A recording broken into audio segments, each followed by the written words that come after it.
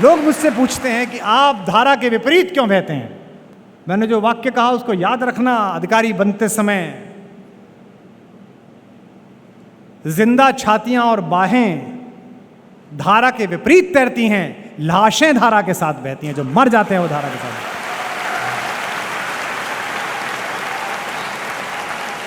देश में coaching centre हो, ये मेरे लिए खुशखबरी नहीं है। मुझे पता नहीं कि मैं अपना जीवन का रथ साहित्य में कितने दिन रखूंगा, राजनीति में कितने दिन जाऊंगा, समाज सेवा में कितना समय बिताऊंगा, या पूर्ण रूप से अध्यात्म की तरफ कब प्रवृत्त हो जाऊंगा, मुझे नहीं पता। लेकिन मूलतः मैं इस प्रवृत्ति के खिलाफ हूं कि किसी लोकतंत्र की राज्य व्यवस्था में शिक्षा देने का कार्य दूसरों को करना पड़े। मैं मूलतः इसके खिलाफ हूं कि किसी शहर में या किसी राज्य व्यवस्था में किसी दूसरे को चिकित्सा की व्यवस्था करनी पड़े। यह मूलतः हमारी शासन व्यवस्थाओं के फेल हो जाने की घोषणा है। आज से 30 साल पहले, 40 साल पहले इस देश में लोग आईएएस बन रहे थे, इस देश में लोग पब्लिक सर्विस कमीशन में जा रहे थे, इस देश में लोग इंजीनियरिंग में जा रहे थे, हम जैसे बच्चे जा रहे थे कस्बों के, किसी कोचिंग से नहीं गए थे।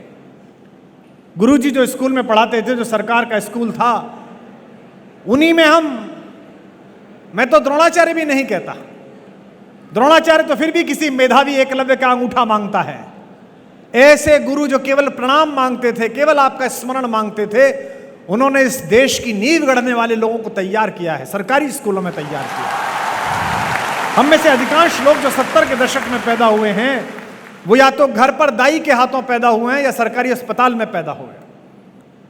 आज एक सामान्य 30-40 हजार की नौकरी करने वाला आदमी इस बात की सोचता है कि उसकी पत्नी गर्भवती है तो 1 लाख रुपए बचा लूं, क्योंकि प्राइवेट में 1 लाख रुपए लगेंगे, और ईश्वर ना करे सीजेरियन करवाना पड़े तो 2-2.5 लाख लग जाएंगे।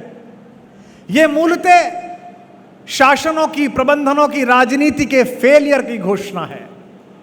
लेकिन यह देश है कि जहां जहां सत्ता फेल होती है, वहां वहां इस देश की जनता उस व्यवस्था को संभाल लेती है। इसके लिए मैं इनको बधाई देता हूं कि इन्होंने इस व्यवस्था को संभाला है। क्योंकि इस देश को तो आईएएस चाहिए, इस देश को तो एसडीएम चाहिए, इस देश के तटरक्षक बलों को तो कमांडेंट चाहिए, इस देश की सीआईएसएफ को तो बेटे चाहिए। वो आएंगे कहां से? याद रखिए, यहां बैठे हुए शिक्षकों, मैं सबसे पहले आपसे बात शुरू करता हूं। आप पर जिम्मेदारी ज्यादा है। एक पुल गलत बन जाए तो कोई बड़ी दुर्घटना नहीं होती, जनहानि होती है, कुछ लोग मरते हैं, दुख की बात है। एक डॉक्टर बेईमानी से डॉक्टर बन जाए तो पूरे जीवन में 100-200 लोगों को जल्दी यमराज के पास पहुंचने या इंद्र के पास पहुंचने की व्यवस्था करता है। लेकिन एक अध्यापक गलत हो जाए, एक अध्यापक अपना काम ठीक से ना करे, एक अध्यापक केवल यह सोचे कि मैं वेतन के लिए काम कर रहा हूं, तो मानिए कि वैसी पीढ़ियां तैयार कर देता है तो देश आगे जा सकता है या पीछे जा सकता है। कौटिल्य के अध्यापकों, आपके पास जिम्मेदारी यह नहीं है कि कौटिल्य एकेडमी 30 साल कैसे चलेगी, 40 साल कैसे चलेगी। आप पर जिम्मेदारी यह है कि आपके यहां जितने बच्चे आए, चाहे वो सेलेक्ट हों चाहे ना हो, वो जिंदगी से भरे हुए और भारत के प्रति उत्तरदायित्व से भरे हुए पैदा हो।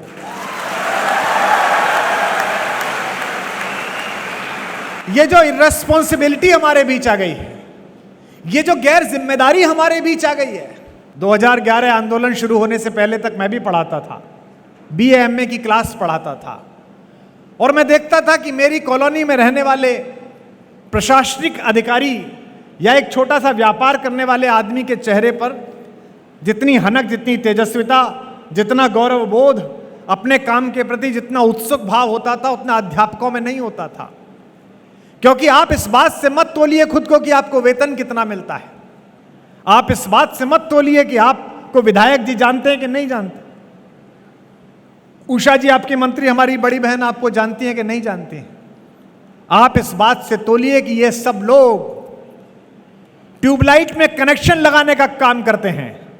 आप अध्यापक हैं, आप एक दीपक से लाखों दीपक जलाने का काम करते हैं। यह आपका कौशल है।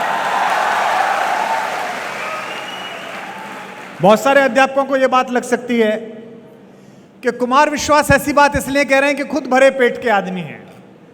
बिल्कुल गलत बात। अर्थ से किसी बात की अर्थवत्ता तय नहीं होती, पैसे से किसी बात की चीजें तय नहीं होती हैं। और अगर अर्थ से चीजें तय होती तो यहां हिस्ट्री तो सब लोग पढ़ते हो, इतिहास तो सब लोग पढ़ते हो। जितने इतिहास के विशेषज्ञ बैठे हों या गुरुजन बैठे हों, मुझे याद करके बताएं, पूरे 1000 साल में 2 सेठों के नाम बता दो।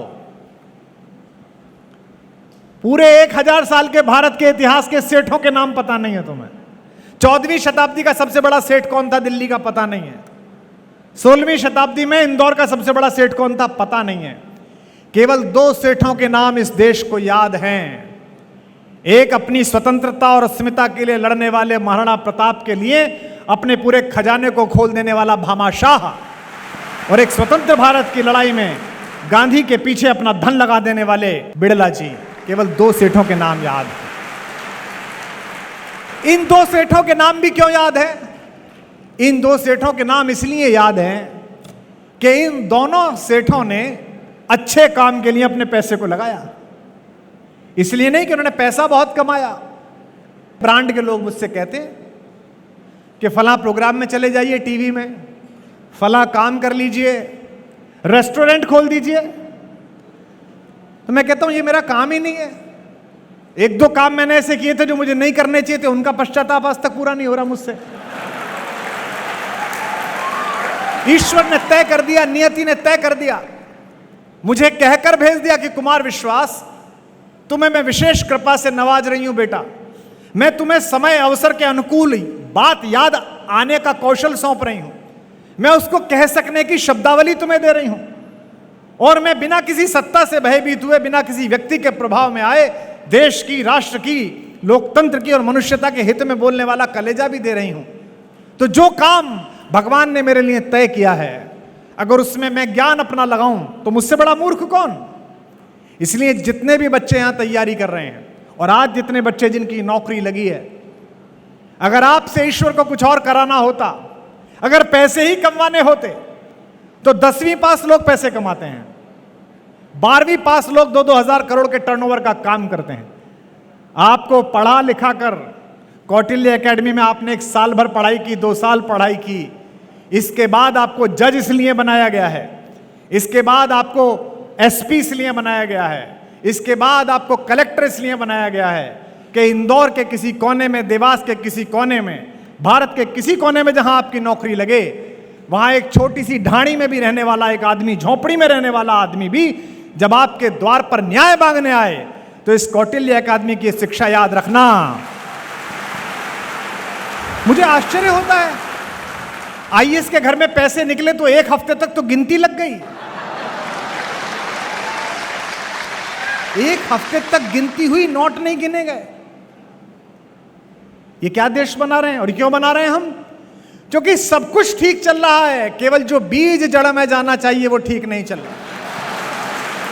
ये जो देश के चरित्र निर्माण की प्रक्रिया है, ये केवल अध्यापक कर सकता है।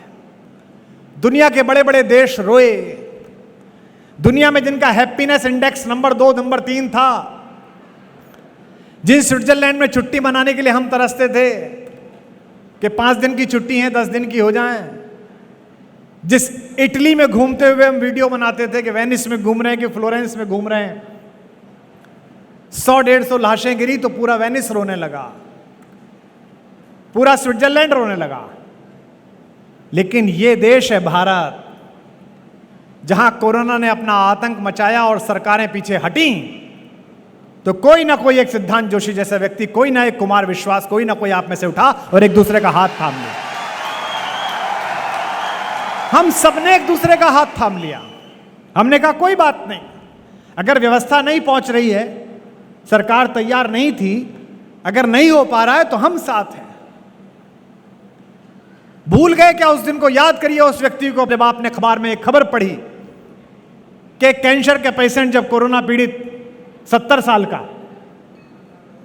उसने डॉक्टर से कहा कि मुझे ऑक्सीजन की जरूरत नहीं है, मैं अपनी जिंदगी जी चुका, ये जो पड़ोस में नवयुवक परेशान है इसको ऑक्सीजन दे दीजिए। इस विचार का नाम भारत है।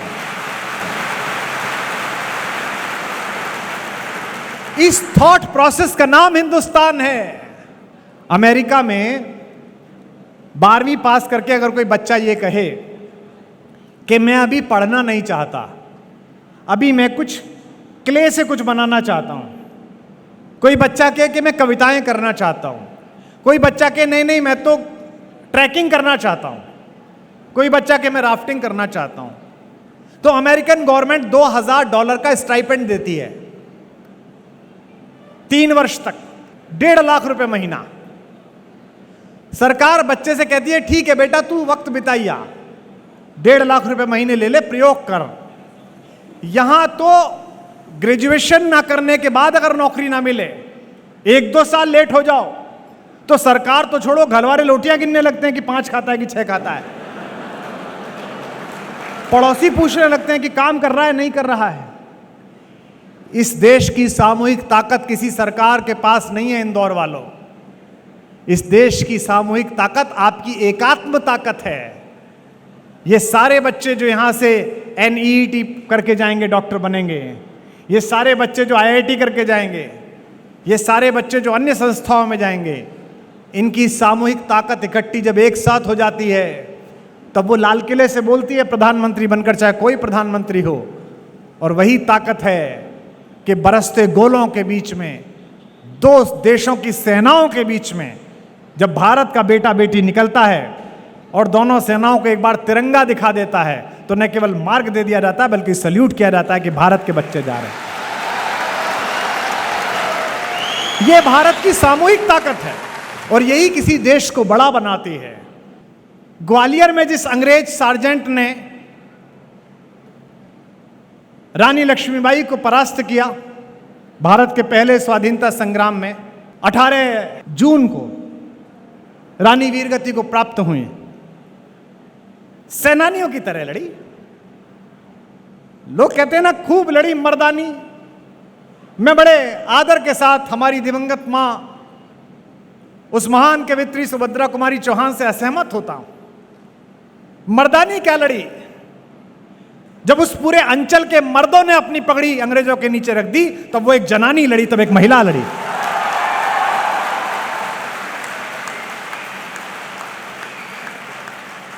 मर्द क्यों प्रतीक है पुरुषत्व का?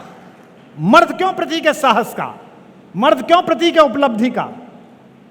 मेरे पिता ने हम 5 भाई बहनों को पढ़ाकर इस योग्य बनाया कि कोई कुमार विश्वास बना, कोई वाइस चांसलर बना, कोई कुछ और बना, लेकिन मेरे पिता हमें पढ़ा सकें, हमको समय पर भोजन मिल सके, मुझको इस बात की चिंता ना हो कि स्कूल की सुबह की ड्रेस कहाँ है। इस बात के लिए मेरी माँ ने अपनी हड्डियाँ गलाईं, अपनी आंखों की रोशनी गलाई। उसका योगदान मेरे पिता से बड़ा है, मेरे पूरे परिवार से बड़ा है। रानी जिस सार्जेंट ने परास्त की, 3 महीने बाद सितंबर में उसी सार्जेंट ने सुदूर दक्षिण में जाकर चित्तूर की रानी चेन्नम्मा को परास्त किया। ऐसी भीषण गर्मी में नॉटिंघम इंग्लैंड के रहने वाले उस लड़के ने 24 साल की उम्र में यूनियन जैक के लिए लड़ाई करी। मुझे दुख है कि हम वो युद्ध हारे, अपने घर के लोगों की वजह से हारे। लेकिन मैं कई बार सोचता हूं, जब भी मैं इंग्लैंड जाता हूं मैं यही सोचता हूं कि क्या मिट्टी में इसमें बात रही होगी, इसके बच्चों ने कितनी मेहनत की होगी। माना चोर थे, माना डकैत थे, लेकिन कोई तो जुनून था अपने झंडे के लिए, अपने यूनियन जैक के लिए, कि 2/3 दुनिया पर उनका झंडा फहराता था। 21वीं शताब्दी में जीने वाले इंदौर के बच्चों, अगर ये देश 25 साल मुट्ठी बंद करके ये बात कह दे कि हम हिंदू मुसलमान भूल जाएंगे, पूरी दुनिया पर तुम्हारे ज्ञान का झंडा होगा, इसे कोई रोक नहीं सकता।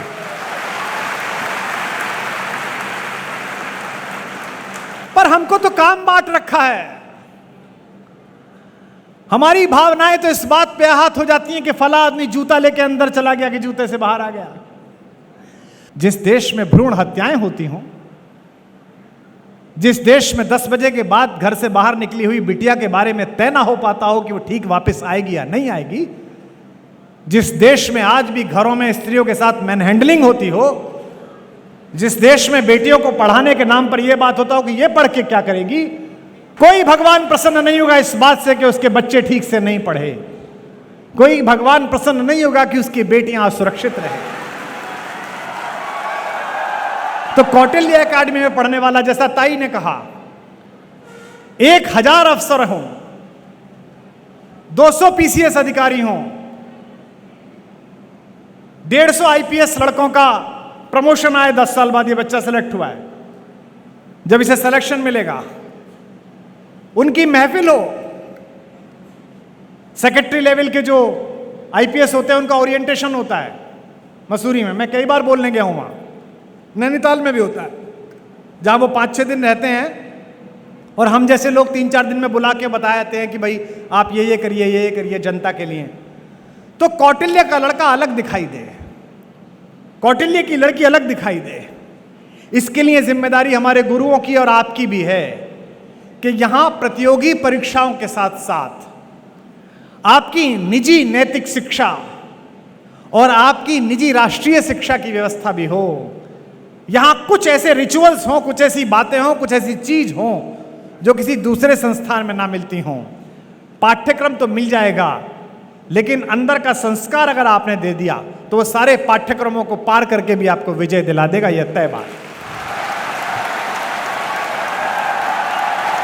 कोरोना में कैसे कैसे बड़े लोग गए, कैसी कैसा पागलपन था, जिंदगी का पहाड़ चढ़ रहे ऐसे बड़े धनी थे जो कंगालों की तरह गिड़गिड़ा रहे थे कि थोड़ा सा ऑक्सीजन मिल जाए, थोड़ी सी रेमडेसिविर मिल जाए, थोड़ी सी टॉसली जुलैब मिल जाए तो हम बच जाएं।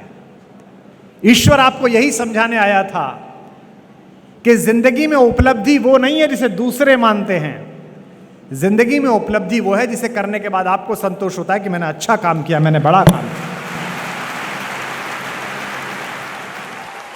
तो पढ़ाई इसलिए मत करो कि मम्मी पापा ने भेज दिया है, पढ़ाई इसलिए भी मत करो कि नौकरी पानी है, और ये मानसिकता गहरी घुस रही है। पूरे भारत में कम लोग हैं जो आपसे ऐसी तल्ख बात कहेंगे, और मैं कह रहा हूं तो आधिकारिक रूप से कह रहा हूं, पर जो सेलेक्ट हो गए हैं वो और जो भी तैयारी कर रहे हैं वो आज कसम खाएं कि जीवन में कुछ हो जाएगा, नौकरी बचे ना बचे, ट्रांसफर रुके, प्रमोशन हो, कुछ हो, हम ये तय करते हैं कि जीवन में रिश्वत नहीं लेंगे, एक पैसे की भी अगर इसकी कसम खा पाओगे तो आज का उत्सव सार्थक हो जाएगा।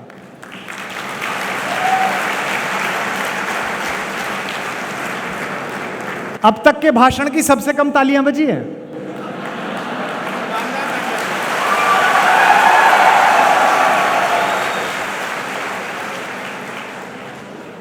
आपको लगता है कि दिक्कत पड़ेगी, नहीं पड़ेगी। मैं आपसे कह रहा हूं, मैं अनुभव के सहारे कह रहा हूं आपसे। आपको लगता है कि गलती है, नहीं है ये गलती। कितने दिन जिंदा रह लोगे? 80 साल, 90 साल, 100 साल? इसके बाद क्या बचेगा? इसके बाद आपका संस्मरण बचेगा। अगर इंदौर की कचहरी में, अगर रतलाम की कोर्ट में 15 जज हों और बाहर खड़ा हुआ एक आदिवासी अपने जमीन के किसी दबंग के द्वारा कब्जाए जाने का मुकदमा यह सोच के प्रसन्न हो जाए कि अब मैं जीत जाऊंगा, जिस जज साहब के यहां मुकदमा लगाए वो कौटिल्य में पड़े हुए हैं, पंडित जोशी, उस दिन तुम्हारी साधना सफल होगी, उस दिन काम करें। आप सबसे इतना अनुरोध है कि आज रात जाकर थोड़ा सा सोचना। मैं जानता हूं कि आपके हिस्से सोचने के लिए ज्यादा गंभीर विषय इस समय हैं, आपकी नौकरियां हैं, आपकी तैयारियां हैं, आपके अफेयर्स हैं। हाँ, वो बहुत महत्वपूर्ण काम है, सारी प्राथमिकताएं हैं, लेकिन सारी प्राथमिकताओं के बाद भी ये सोचना कि मैं जिस काम के लिए तैयारी कर रहा हूं या जो पद मुझे मिल गया है, मैं इसके लिए क्या कर रहा हूं और मुझे अंततः कैसा होना है। दोस्तों, इतिहास उठाकर देख लो, हिस्ट्री की कोई भी किताब पढ़ लो, ताकत पूजनीय नहीं होती, प्रभाव पूजनीय होता है।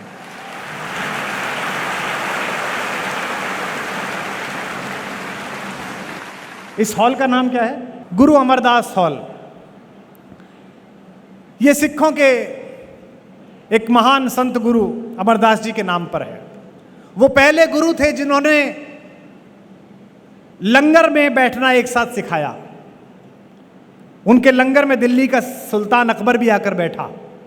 वो पहले गुरु थे जिन्होंने इस जाति प्रथा को भी खत्म किया कि सब एक साथ बैठेंगे और सब परोसगारी करेंगे। वो पहले गुरु थे। अभी गुरु तेग बहादुर जी जो नवम गुरु हैं, उनका शहीदी दिवस लाल किले में मनाया गया। बड़ी लाइटिंग हुई, बहुत भव्य विशाल कार्यक्रम हुआ। मैं उस दिन बड़ा प्रसन्न था, तो मैंने ट्वीट कर दिया कि आंखों को बड़ा अच्छा लगा। तो एक विपक्षी पार्टी के हमारे दोस्त ने फोन करा कि भाई आपको क्या अच्छा लगा। बात यह कि मुझ जैसा व्यक्ति तो इसी बात पर बलिहारी है कि जिस औरंगजेब को यह अहंकार था कि वो किसी साधु का सर उतरवा सकता है, आज उसी के द्वारा राज्य किए गए लाल किले में उस साधु का यश गूंज रहा है, उसकी तालियां गूंज रही हैं। समय ऐसे न्याय करता है, समय इस प्रकार से आपसे बदला लेता है, जब आप नहीं होते तब आपके साथ न्याय होता है। इस देश के नोटों पर भगत सिंह की फोटो नहीं है, लेकिन शायद ही इस देश का कोई कलेजा हो जिसके अंदर भगत सिंह ना धड़कता हो।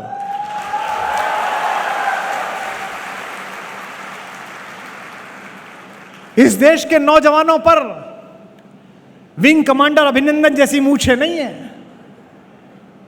लेकिन पड़ोसी देश की कैद में रहकर भी स्वाभिमान से निकलता हुआ जब वो शेर का बच्चा बाहर आया, तो जिनकी मूछें नहीं थी उन्होंने भी मूछों पर ताव दिया कि क्या बेटा आया है निकल। इसका तात्पर्य क्या है? इसका तात्पर्य यह है कि अगर आप अपने काम से, अपने संस्थान का, अपने परिवार का, अपने समाज का, अपने नगर, अपने देश का मनोबल बढ़ाते हैं, तो वो देश आपके प्रति कृतज्ञ रहता है। सचिन तेंदुलकर जब छक्का मारते थे, विराट कोहली जब छक्का मारते हैं, रोहित शर्मा जब अच्छा खेलते हैं, 1 लाख की भीड़ में जब हम जैसा सामान्य एक अध्यापक का बेटा किसी मुख्यमंत्री, किसी प्रधानमंत्री या किसी गृह मंत्री की आंख में आंख डाल के सच बोल देता है, तो आप ताली इसलिए नहीं बजाते कि आपने बोला, आप इसलिए बजाते हैं कि जो काम आप करना चाहते थे वो उसने किया, भारत का नाम ऊंचा किया, समाज का नाम ऊंचा किया।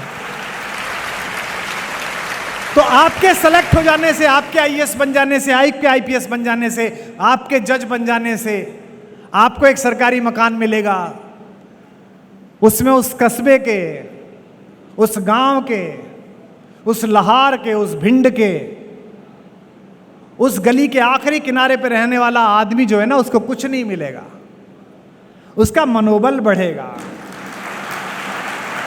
जब आप काम करते हैं, जब आप बड़ा काम करते हैं, तो आप केवल अपने लिए नहीं करते, आप उस पूरे समाज के लिए करते हैं। यहां बैठे कितने लड़के लड़कियां हैं जो आज इस बात की कसम ले रहे हैं कि अगले 2 साल के अंदर अंदर कौटिल्य एकेडमी उन पर गर्व करेगी कि हमारे यहां बच्चा पढ़ा था, हमारे यहां काम किया।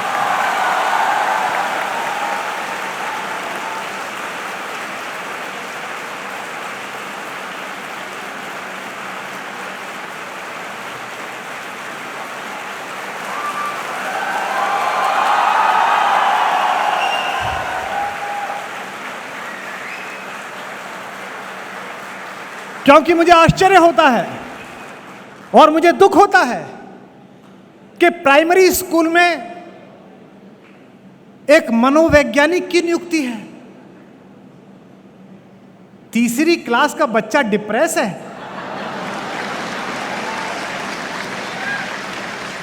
निदा फाजिली का शेर है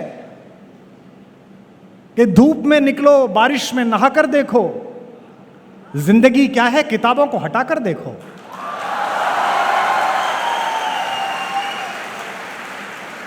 भारत में डिप्रेशन, भारत में एंजाइटी,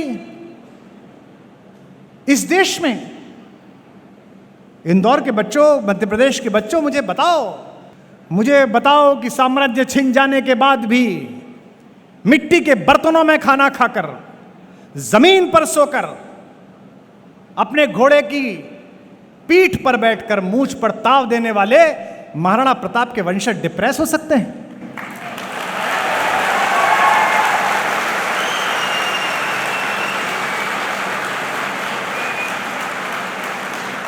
अपनी गुरिल्ला वार पद्धति से औरंगजेब जैसे अहंकारी और दुर्दांत शासक को पूरे दक्षिण भारत में घुमाकर और बीजापुर में आखिरी दिनों में मरने के लिए छोड़ देने वाले छत्रपति महाराज शिवाजी के वंशज डिप्रेस हो सकते हैं?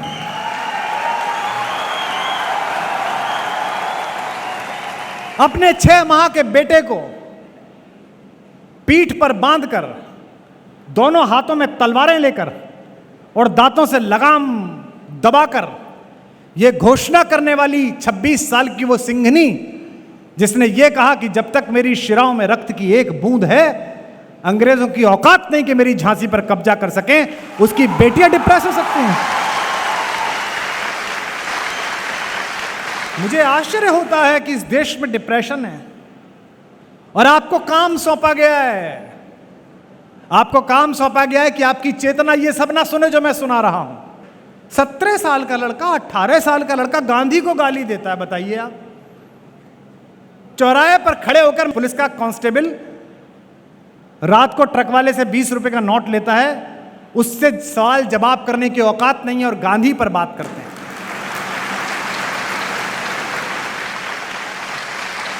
नेहरू पर बात करते हैं, सावरकर पर बात करते हैं, चापेकर बंधुओं पर बात करते हैं। अरे हमारे बुजुर्ग थे, हमारे पूर्वज थे, किसी ने अपने तरीके से, किसने अपने तरीके से अपना अपना काम किया। जो पीढ़ी अपने अतीत का आदर नहीं करती, उसे भविष्य छोड़ो वर्तमान तक मार्ग नहीं देता।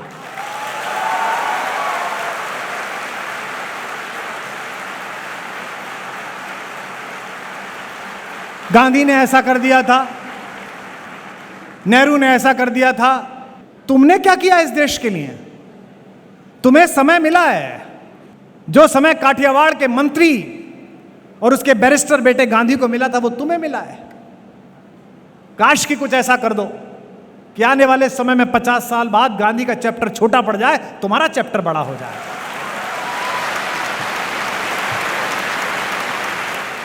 तो जितने भी बच्चे यहां हैं, माता पिता के प्रति, गुरु के प्रति, अध्यापक के प्रति एक बात और साफ समझ लो, ये जो अध्यापक है जो तुमको आईएएस बना रहे हैं, ये जो अध्यापक है जो तुमको सिविल जज बना रहे हैं, ये जो अध्यापक है जो तुमको पीसीएस बना रहे हैं, ये खुद पीसीएस आईएएस नहीं बने हैं। लेकिन एक बात बता दूं, इनके बिना तुम भी पीसीएस आईएएस नहीं बन सकते, क्योंकि इन्हें इनकी असफलताओं ने यह सिखाया है कि यह नहीं करना है। भाई सिलेबस तो यूपीएससी का साइट पे लगा हुआ है, हिंदी में क्या पढ़ना है, इतिहास में क्या पढ़ना है, साइट से देख लो। पर कैसे पढ़ना है जिससे सिलेक्शन हो जाए, किस तरह सवाल को अटेम्प्ट करना है, ये तो इन्होंने ही सीखा है, ये तो गुरुओं ने सीखा है। गुरु आचरेकर ने वर्ल्ड रिकॉर्ड नहीं बनाया था, पर गुरु आचरेकर के शिष्य ने वर्ल्ड रिकॉर्ड बनाया, जिसका नाम सचिन तेंदुलकर है। मैं अक्सर देखता हूं, मैंने भी 17 वर्ष पढ़ाया था, मैं अक्सर देखता हूं कि बच्चों में, लड़के लड़कियों में ये बात रहती है कि मुझको तो कहां पहुंचना है, गुरुजी कहां हैं। एक ही बात बोलूंगा आपसे, छत सीढ़ी नहीं होती। आधी बात समझे आप, आधी अब समझेंगे। छत सीढ़ी नहीं होती, लेकिन दुनिया में ऐसी कोई छत नहीं बनी जो बिना सीढ़ी के पाई जा सके। ये सारे गुरु सीढ़ी हैं। और अगर संस्कृत पढ़ने वाले यहां बैठे हो, मनमोहन को बड़ी रुचि है संस्कृत में, हमारे प्रिय छोटे भाई को, संस्कृत में सीढ़ी को अवतरणिका कहते हैं।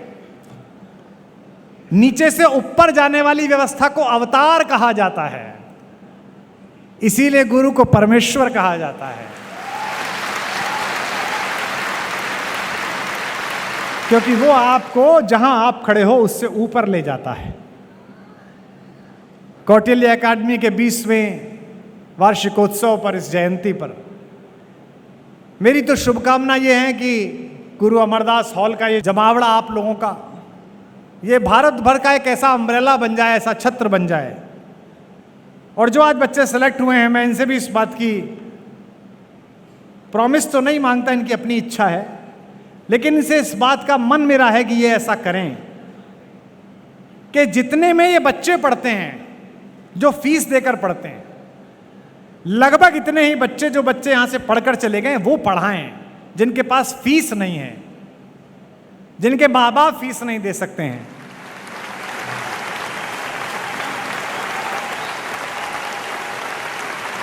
दूसरों को मारकर खाइए, ये विकृति है। वो अपना खाए, आप अपना खाओ, ये प्रकृति है। लेकिन दूसरा खा सके, आप इसकी चिंता करके खाओ, ये संस्कृति है।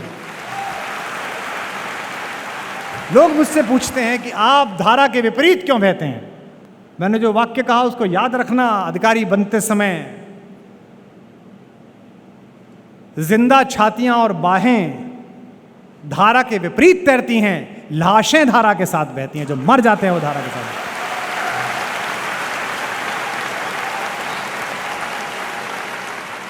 इसीलिए हमारे यहां कविता कहती है कि लीक लीक तीनों चलें, कायर कूत कपूत, और बिना लीक तीनों चलें, शायर सिंह सपूत। तो ये जो परीक्षाएं हैं, ये तो केवल एक हर्डल है। जिंदगी तो इससे आगे शुरू होगी। और अभी थोड़े समय के लिए आपको भ्रमित करने के लिए सारे उपचार हैं। मोबाइल है जिसपे पूरी दुनिया है, व्हाट्सएप है। आप में से कितने सारे बच्चे सोचते होंगे मेरे वीडियो सुन के कि इन्हें याद कैसे रहता है इतना। बहुत सारे सोचते हैं। कितने सोचते हैं, हाथ उठा के बताओ। सभी सोचते हैं। सारे पत्रकार मुझसे यही पूछते हैं कि आपको याद कैसे रहता है, आपने 8वीं में पढ़ा, आज कैसे याद है। एकमात्र कारण जो मुझे लगता है, बाकी भी होंगे, सबसे बड़ा कारण है मेरी स्मरण शक्ति अच्छी इसलिए हो पाई कि मेरे समय में मोबाइल नहीं था।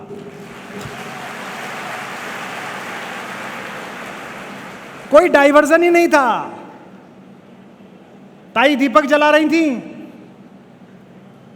मैंने ताई से कहा कि आप जलाइए। अरे बोले तुम आओ। वो दीपक जलने में थोड़ी देर लगा रहा था, तो ताई ने उसकी बात ही हल्की निचोड़ दी और फिर दीपक जला।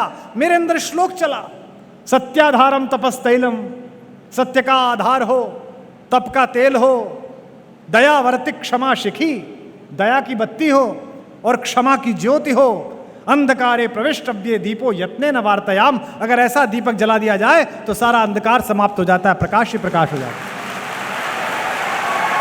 यह जो सोचने के पीछे कविता चलती है, सोचने के पीछे श्लोक चलता है, सोचने के पीछे कोई बात चलती है, ये इसीलिए चलती है कि जीवन में जो काम करता हूं एकाग्र होकर करता हूं।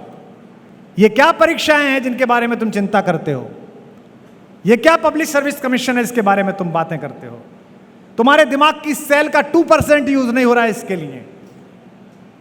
कौटिल्य एकेडमी तो केवल एक चौखद्दी है, केवल एक परिसर है जिसने तुमको माहौल दिया है।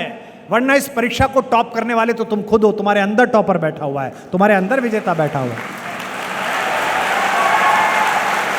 वही 2 आंखें हैं यार, वही 2 हाथ हैं, वही एक बुद्धि है। बाकी तो तुम्हें सब समझ में आता है। चलो इस बात पे कसम खा लो आज कि जब तक इस परीक्षा को क्रैक नहीं कर दोगे, दिन में केवल 2 घंटे मोबाइल देखोगे, 1 घंटे सुबह 1 घंटे शाम। बोलो इस बात पे कसम खाओ। चलो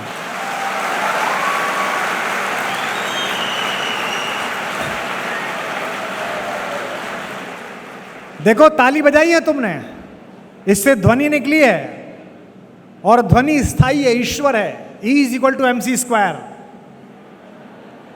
भगवान के सामने तुमने ये साक्षी दी है। जब तक सिलेक्शन नहीं हो जाएगा, जो स्क्रीन टाइम है जो आता है, आज से तय करो 2 घंटे तो अधिकतम कह रहा हूं। अगर किसी का 20 मिनट हो जाए तो उससे बढ़िया कुछ नहीं, लेकिन चलो 2 घंटे मान लिया। 8 घंटे पढ़ना, 2 घंटे मोबाइल या टीवी जो कुछ भी हो, 4 घंटे और कोई काम जो तुम कर सकते हो, और फिर 8 घंटे सोना। ये अगर टाइम टेबल बना लो अगले कुछ समय के लिए, तो परीक्षा में कुछ नहीं रखा है। तो मैं अगली बार आशा करता हूं कि मुझे जोशी जी नहीं बताएंगे, कौटिल्य एकेडमी नहीं बताएगी, मुझे मेरे फेसबुक पेज के मैसेंजर पर इस हॉल में बैठा हुआ एक एक लड़का और एक एक लड़की बताएगी कि सर आपने शाम को 6 बजे एक बात कही थी और उसने मेरे जीवन में उजाला ला दिया। आज मैं सेलेक्ट हो गया हूं, इसलिए आपको मैसेज कर रहा हूं। ये मुझसे वादा करें।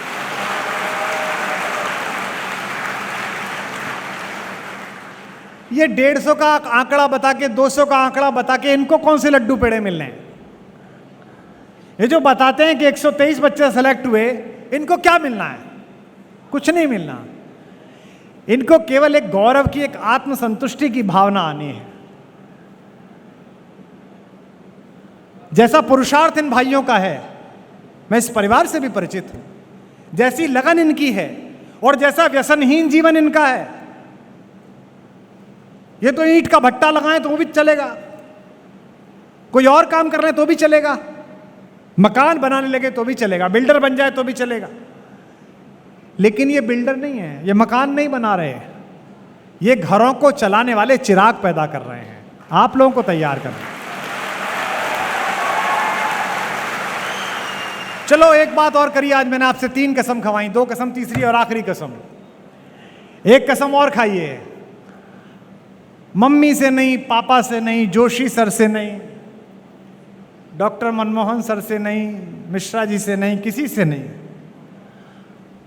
आज रात को जाकर सोने से पहले खुद से कसम खाओगे, अपने अंदर झांककर उस आदमी का नाम लेना जो तुम हो, कि अंदर बैठे हुए आदित्य, अंदर बैठी हुई गरिमा, अंदर बैठी हुई प्राची, जो भी नाम हो तुम्हारा, मैं तुझे कसम खा के भरोसा दिलाती हूं कि जिस प्रतियोगी परीक्षा के लिए माँ बाप ने मुझे यहां पर भेजा है, उसको मैं किसी भी हालत में पार करके दिखाऊंगी, ये दिखाऊंगा, ये कसम खाऊंगा। और अगर ये कसम खा ली तो करके दिखाओगे। अरे इंदौर में बैठे हो, यहां रह के भी राहत इंदौरी याद ना किया तो क्या हुआ?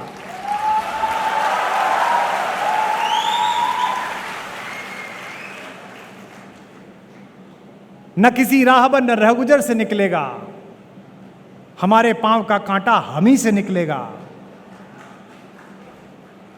और ये शेर क्या अद्भुत है कि वतन की रेह मुझे एड़िया रगड़ने दे। अब राहत भाई को याद कर रहा हूं, पहली बार राहत भाई के जाने के बाद इंदौर आया हूं। वतन की रेह मुझे एड़िया रगड़ने दे, मुझे यकीन है पानी यहीं से निकलेगा।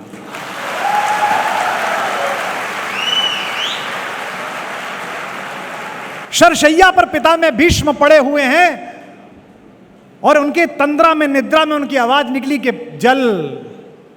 युधिष्ठिर ने सोने का पात्र मंगाया, लेकर भागा। दुशासन दूसरा चांदी का पात्र लेकर आया। द्रोणाचार्य खड़े हो गए लकड़ी का पात्र लेकर, गुरुदेव पानी पी लीजिए। उन्होंने कहा नहीं, अर्जुन को बुलाओ। अर्जुन को बुलाया गया, अर्जुन पानी पीना चाहता हूं। अर्जुन ने कहा जी बाबा, अभी पानी पिलाता हूं पिता में। तीर निकाला, धरती में मारा और इतना तेज तीर मारा कि जो वाटर लेवल था वहां से पानी फूटकर उनके चेहरे तक आया, उनके होठ तक आया। जिस समय आपका संकल्प और आपकी भुजाएं ये साहस पैदा कर देंगी कि जमीन में भी तीर मारूंगा तो यहां से भी विकास की, प्रगति की, सभ्यता की धारा निकलेगी। उस दिन कौटिल्य एकेडमी के सच्चे विद्यार्थी कहलाओगे, सच्चे बच्चे कहलाओगे। जीवन में परीक्षाएं बहुत आएंगी। मैं आपको शुभकामना देता हूं कि जीवन में जब ऐसी परीक्षा आए जो पाठ्यक्रम में ना हो कभी, जो पढ़ी ना हो कभी, गुरुओं ने जिसकी चर्चा ना करी हो, जिस समस्या के विषय में कभी सोचा ना हो, तब आज के इस उद्बोधन के बाद का आत्मज्ञान उस अंधेरे में थोड़ा प्रकाश आपके अंदर पैदा करेगा, तो मेरा आना सार्थक हो पाएगा। आप सबने मनोयोग पूर्वक सुना, इसके लिए मैं आपका आभार व्यक्त करता हूं। बहुत बहुत धन्यवाद। बहुत बहुत